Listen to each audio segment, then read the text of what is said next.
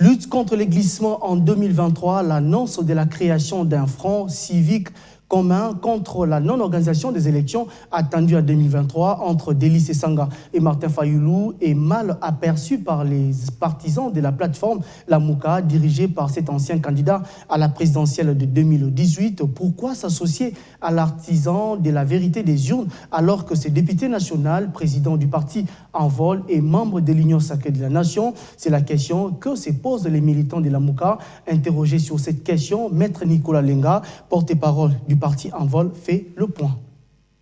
Depuis juillet 2019, le parti Envol, à l'occasion de son bureau politique, avait levé des options, notamment celle de lutter pour les réformes électorales en vue des élections crédibles, inclusives et transparentes en 2023.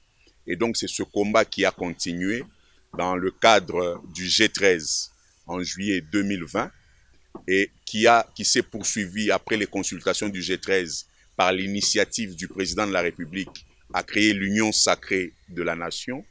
Mais il s'est fait que après la loi portant organisation de la CENI, qui n'a pas rencontré les préoccupations qui se trouvaient dans le combat du G13, dans le cadre de son agenda citoyen. Le G13 a pris une résolution sous forme de déclaration le 20 juin 2021 pour prendre position par rapport à cette loi portant organisation de la CENI et pour les réformes électorales qui devaient s'en suivre. Suite à cette déclaration, beaucoup d'acteurs politiques ont pris position par rapport à ça, majoritairement positivement, notamment M. Fayoulou, la Lucha, l'Église catholique et bien d'autres.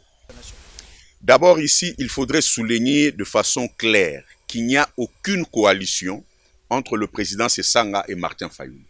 Il n'y a aucune coalition, il n'y a aucune alliance. Le président Sesanga n'a jamais tendu la main et le président Fayoulou n'a jamais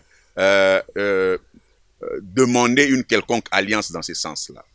C'est une convergence d'opinion sur la question électorale. Mais il n'y a pas que M. Fayoulou. Il y a la Lucha, je l'ai cité, il y a l'Église catholique. Ce n'est pas une coalition, une alliance formelle faite. Nous en appelons à la responsabilité de tout acteur politique, de tout Congolais épris de démocratie, épris du bon sens, mais aussi respectueux de la Constitution, d'adhérer à cette vision de la lutte pour l'organisation des élections en 2023.